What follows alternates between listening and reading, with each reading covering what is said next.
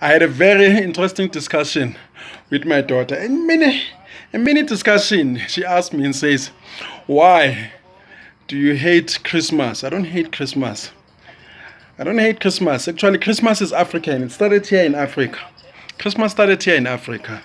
All these major religions of the world, they stole their doctrines. 100%. They stole everything from Africa, no exception. I say there is no exception. Whether it's Christianity, Judaism, Buddhism, Hinduism, they all stole everything from Africa. The concept of Messiah, it's African, Heru. The Greek called him Horus, some other people call him Mithra or Dionysus. They all started here. The 10 Commandments, they were stolen here. Read a book like John G. Jackson, Christianity Before Christ. There's so many books based on archive, talking archive material, real history, not repeating what other scholars have written about. And the Passover, I spoke about it so many times on TV, that was stolen here. God is there.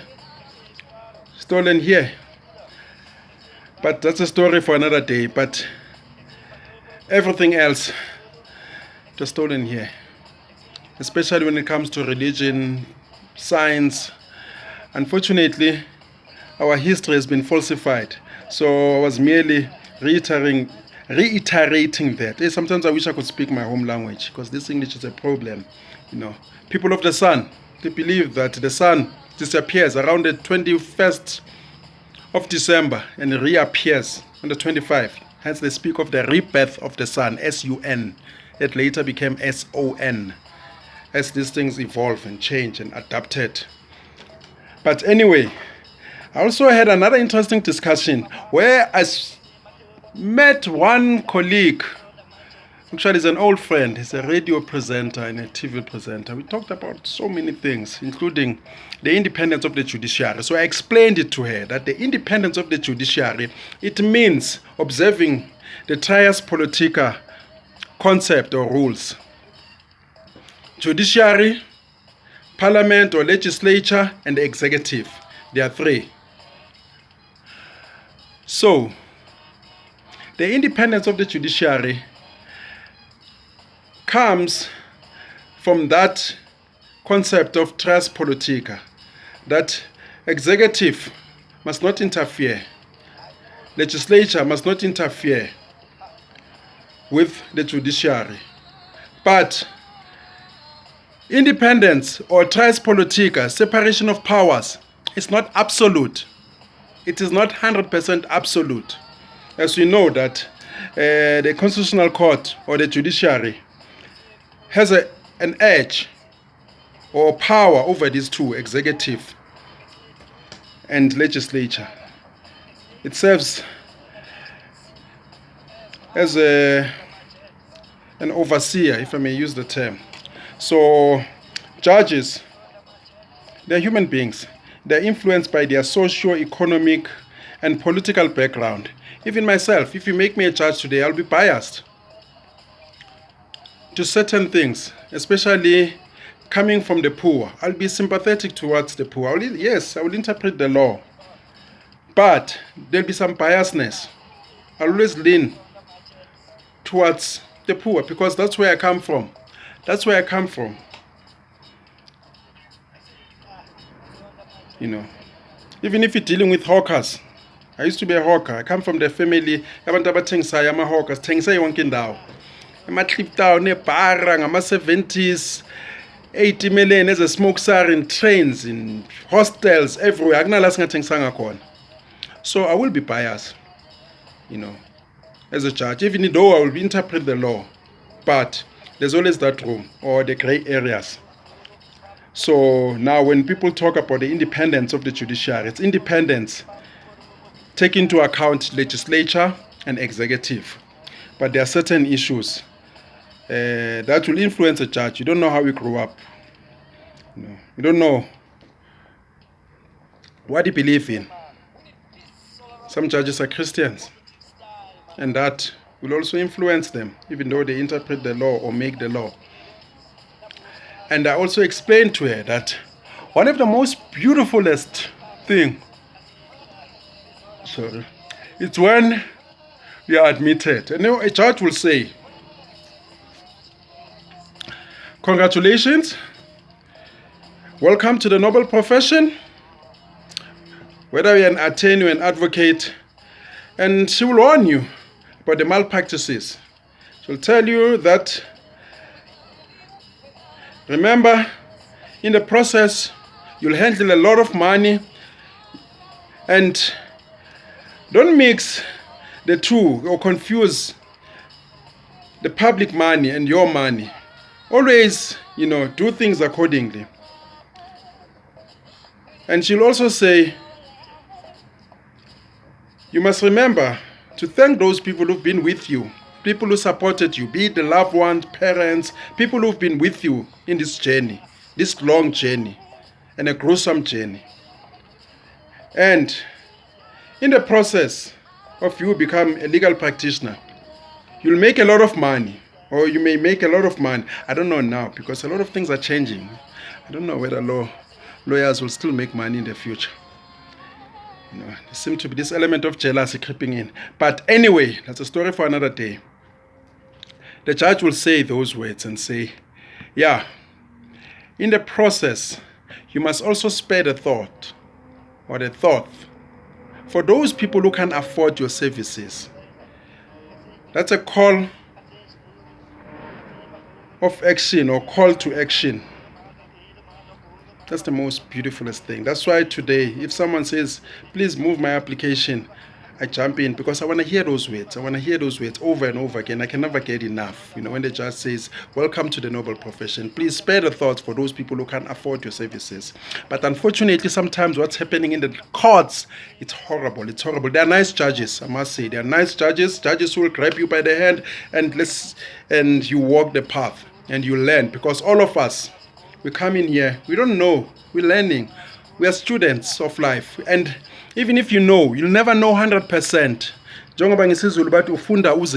You'll never know everything. Not even Plato, Socrates knew everything. So, some of the judges, they will descend the arena, and deal with matters as if they're dealing with you. Some rightfully so, I understand. Judges are there to correct, to make sure things that, follow the law and all that. But sometimes the man, I've seen cases where the judge will say to a counsel, and the senior counsel, say, that's horrible, the way you presented your matter. And the members of the public, they are there. Who's about who? I've seen a judge throwing matters, papers in court. They say, what must I do with this? And the counsel will be coming and say, my lady, if I may submit an affidavit, will take it and throw it away. The court bundle. When the members of the public are also there. I understand. Sometimes people in the learning process, they make mistakes.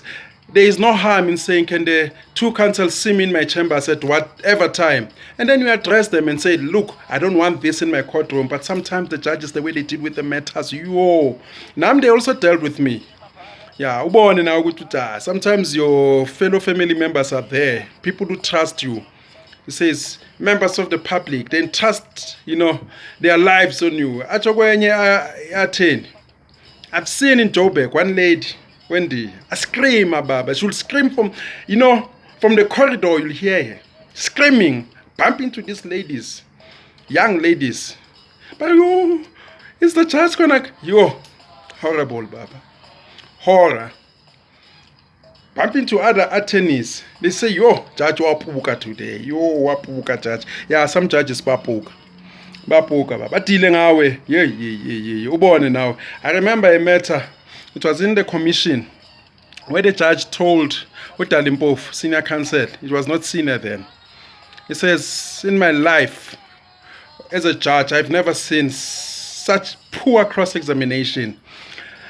Because he's Dali. He retaliated. He says in his life as well, he's never seen such a poor judge. But not everyone can say so. I understand there are channels to address these issues or grievances, but not all people are courageous like Dali. Some people, they fear victimization, or whether it's real or perception, I don't know. But I know in work situation, work environment, where people lay grievances about sexual harassment, they're whistleblowers, they end up being dismissed, they end up being dealt with. So maybe here in this court, whether it's reality or not, this victimization, I don't know, but not everyone is that brave. But sometimes the judges, the way they deal with the matters, in court, Bob, your clients are there. You want to win your matter. You want to get the best that you can get, doing your utmost best. Judge baby dealing like this. I've seen even a judge on appeals, dealing with their fellow colleagues, judges or brothers or sister. In an appeal, like this one in Amsdale, where they were dealing with a recommendation. Judge President said it's poor recommendation, and you say this honorable judge, he's dealing with his fellow brother and this man. What are the members of the public supposed to think? I mean, imagine a matter coming before a Supreme Court of Appeal, and the judges of the Supreme Court of Appeal saying that was poor, that was horrible, like many judges. I don't know, I don't remember with the Oscar Pistorius how it was dealt with, but sometimes the appeal court can just dismiss, the lower court's judgment with dignity. Sometimes they deal with it. Yeah, it's even worse. Kuma cancel. There are those nice moments, there's comedy moment, nice moment, moment of brilliance, but sometimes, it's horrible. My judges wait. And then you say, but we are members of the same noble profession, but why judge dealing? Uzumuntu hlangane na, uzu athena doesn't inhliziyo yami ibuhlungu. They will judge angithethise ngakhona namhlanje. Now I've had those moments. I'll go home and sleep and then say, yay, the judge, the way he dealt with me, I need to sleep. I need to sleep now. You feel now that you are a nobody. Judge dealing out in front of your colleagues, in front of the members of the public. Judge grabbed your papers and say, hey, we're learning, all of us, every day. So I'll appreciate, my Lord, Thixo simakade, uNkulunkulu kaJama senza kakhona kasikhukhuni kayinza, ayi nisithethelele. Sometimes iqosha libhekile. Sometimes some of these reprimands,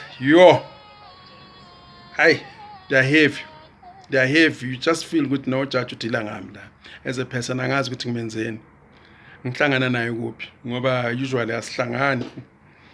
Yeah, sometimes sabacela ujudge bakithi. Abamnyama nabo laba bamabhunu. Abasonobandlululo ukuthi basithethelele. Sabantu njengoba nabo bayebantu. Please. Yeah, ngaba mnandi nje court. Sometimes it's nice. Noma judge edile ngawe, mara ubone ukuthi it was professional and I've learned something. Hayi ukuthi yazi mombono ukuthi nangu lo judge, wake wangitshela. I've seen it. Uzuthatha athi sit down. Ngambona omunye lapha eJoburg. Hey, I shout baba, judge shout. You could hear from the corridors. Judge was shout. Even told the council it was an eviction matter. Said sit down. She asked the client directly now. And the colleague, look at my lady, I couldn't help if my learned colleague is pathetic. She says, yes, I can see that. Yabona now go to. And who's about, but the gallery says, how do you now deal with your clients after the judge has dealt with you like a kindergarten child? Peace. Esibatsho bathi peace, my gents. Kuyafiwa nesiku. Kuyafiwa.